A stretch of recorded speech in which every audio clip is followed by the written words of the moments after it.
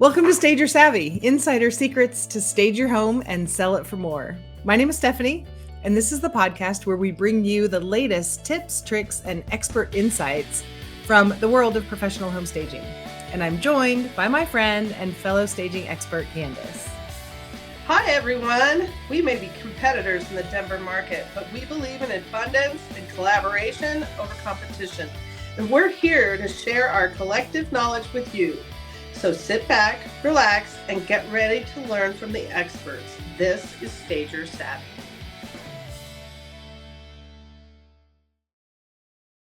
Hey, everybody. Welcome back to Stage Your Savvy. I'm Stephanie. And I'm Kandice. And we are your staging sidekicks who firmly believe that the heart of the home should actually look like the heart of the home. Today, we're going to dive into the most powerful room in any listing. And no, you don't need a full remodel or even a chef level recipe binder to make buyers fall in love. A few small tweaks go a very long way. So let's start with why staging matters. Kandice, why is it important? Kitchens sell houses, period. Yes. Most buyers walk in and immediately go to the kitchen and they think to themselves, how can I cook in here? Can I host in here? Can my life be in this kitchen? Yeah. One of the most photographed spaces online and one of the first places buyers linger is the kitchen. Yeah. Zillow's 2024 Consumer Report even notes that updated or well-presented kitchens are the top driver of emotional confidence in a home. In other words, they make buyers trust a home more. Yeah. A cluttered counter, mismatched appliances, instant emotional speed bump. Right. They're stopping. Yep.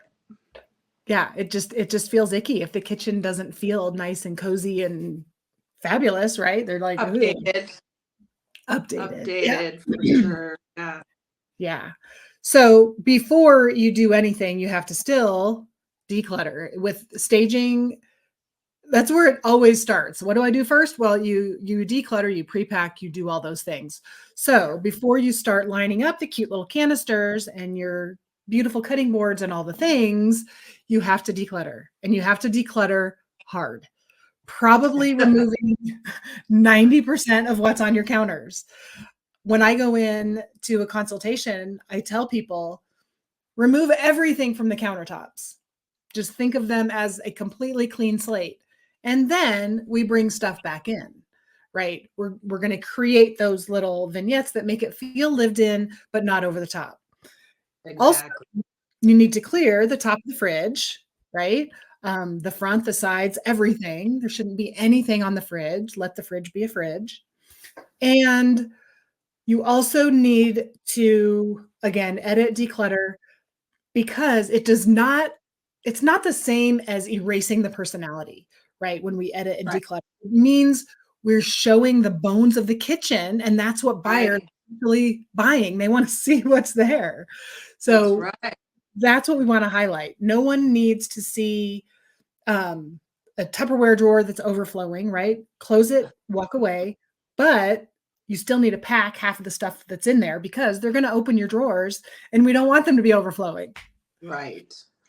You know, a lot of kitchens are where you find a lot of the fixed assets of the house. Right. That may be, new countertops. It could be a beautiful backsplash. It could be, high-end appliances. So we really want the kitchen to highlight those fixed assets, not your everyday big old Mr. Coffee and your thing of spices, so that kind of things. Intentional, small, emotional connection points in the kitchen is all we really need.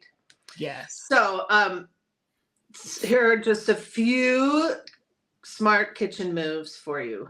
Love it. Keep your counters almost bare. as we've said a couple of times now.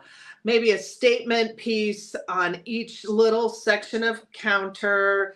You know, when I have a big island that I'm in a kitchen I'm staging, I almost don't want to put anything on there. Maybe one or two, larger statement pieces, but really we want them to notice that giant counter or island, and maybe it has quartz countertop or whatever on it. So we don't want to distract from them noticing those fixed assets. Agreed. And then, hotel rules as far as cleaning in the kitchen. We want minimal. We just want it to look really clean. Mm-hmm. I don't usually tell my clients to leave a sponge or soap there, but if they're living in the home and they need that on a daily basis, then maybe a clean sponge and one little pump of soap.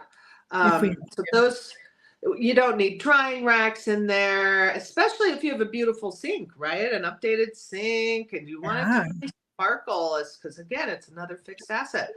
Right. And then curating the pantry. People love to see organization. So maybe some, matching canisters, maybe, coordinated lids, matching bins, labels, things like that. Buyers love that. And then open shelving. You don't want it to look all mismatched and like this thing sticking out with all this stuff on it. Messy stuff on your shelf. Neat, tidy, organized, matching things would be great. Maybe grouping things by size or style, and less is more in a kitchen. For sure. Don't need to put up too much. Maybe just a little some cutting boards, little vignettes that are going to create that emotion. And so also adding warmth strategically, for instance, cutting boards, maybe a bowl with some textiles in it, some salad spoons or something. So you want it to feel lived in, but not cluttered. And it's very difficult when people are living in the home and selling at the same time, because they have to live in this home. And so it's very difficult to keep it looking that clean. So Stephanie and I both have things we tell our clients on how to live in the occupied home while selling it. And so I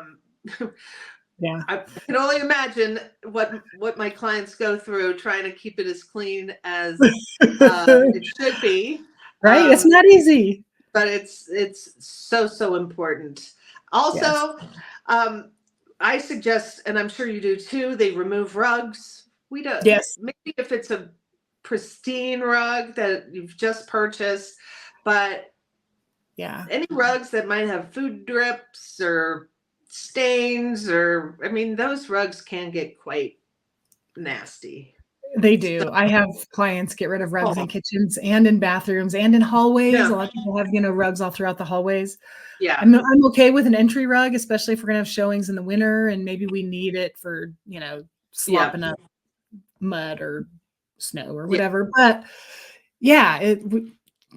generally we don't need rugs. I'll do an area rug, but the little rugs they break it up. They make it look choppy. It just makes it feel if there's really nice flooring, we want to see the flooring. We want to highlight the flooring and not have them look at these dirty, nasty rugs. So I am in 100% agreement. I most of the time take up all rugs except for the area rugs under the furniture. Yeah. Awesome.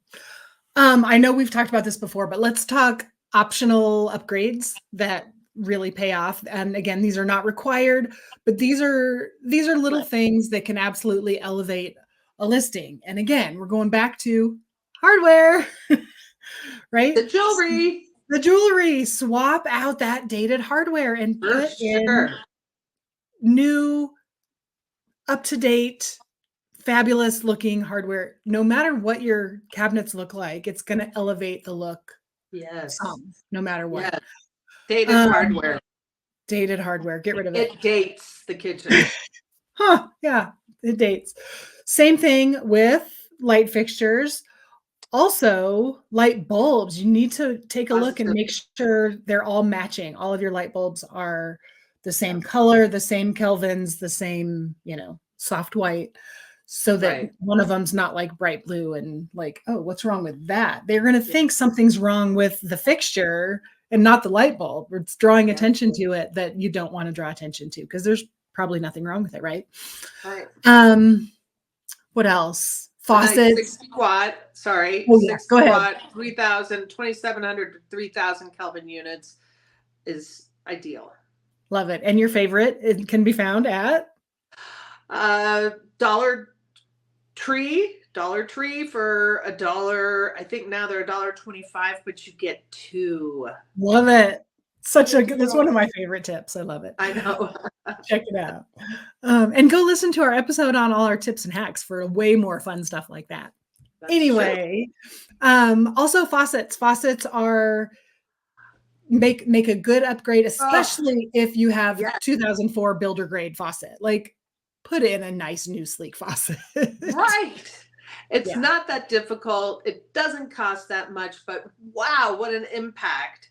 And people love these fancy no-touch faucets. And I mean, that makes a statement in itself, especially if it's in a new sink. Yes. Yeah. Love it.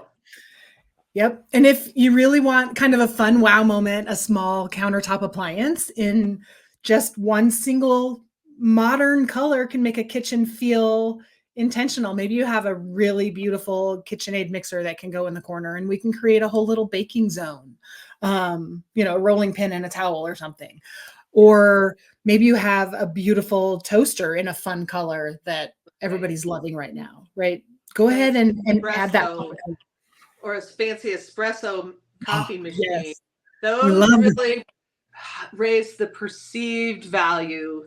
They do. It's so funny because it's not staying. It's not a hard surface that's going to stay with the home, but people see it and they really think like, oh, there's room for this fabulous espresso machine in my new kitchen. Right? If I live here, I can have one of these too. And live this lifestyle with fancy coffee. Exactly. It really does. Those are funny. Yeah. Okay. The payoff. Okay, so the kitchen says this home has been cared for. Yep. This space is functional. This is where your life can be easy. Buyers connect emotionally with kitchens, as we've said. It's where the memories happen. You can remember baking Christmas cookies with your kids in there. You envision, having parties and celebrating things. So when a space feels clean and bright and curated, it signals high perceived value.